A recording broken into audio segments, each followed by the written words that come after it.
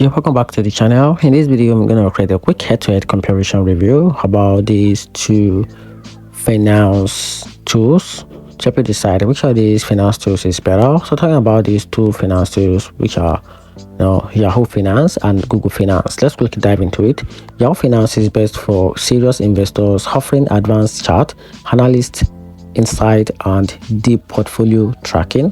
So talking about the advantages part of this platform, it includes rich data, news integration and a wide market coverage, but it comes with a few drawback. So talking about the drawback, which is the downside, it comes with a like hearts, occasional glitters and more features blocked behind premium. So on the other hand, talking about Google Finance on the other hand shines with its clean design, fast performance and seamless integration with Google Sheet.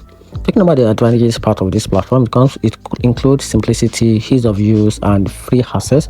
But talking about the downside, it has there are limited tools and fewer customization options and a less depth compared to Yahoo.